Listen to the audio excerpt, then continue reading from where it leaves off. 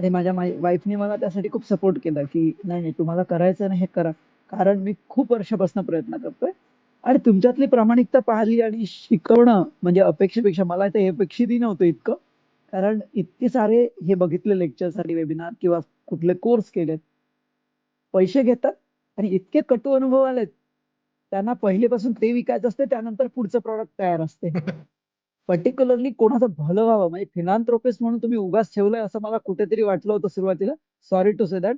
पण तुम्ही प्रत्यक्षात आहात आणि ते साध्य केलंय.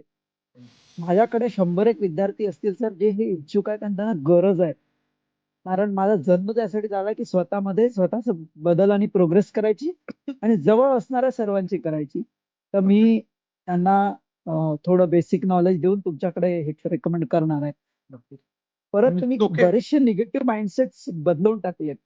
म्हणजे कंटाळवाणं काम आहे, पैसा आहे समजत होतं. पण असं खरोखर असं असतं काय? मला कधीच वाटलं नाही. म्हणजे तुम्ही म्हटल्यानंतर मग म्हटलं नाही आपण योग्य मार्गावर आहोत.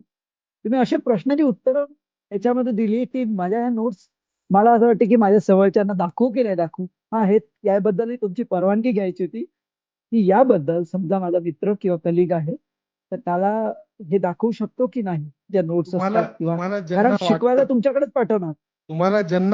तुम्हाला जे द्यायचं तुम्ही देऊ शकता. काहीच प्रॉब्लेम नाही. काहीच रिस्ट्रिक्शन नाही आहेत आपल्याची. Okay. Thank you so much sir.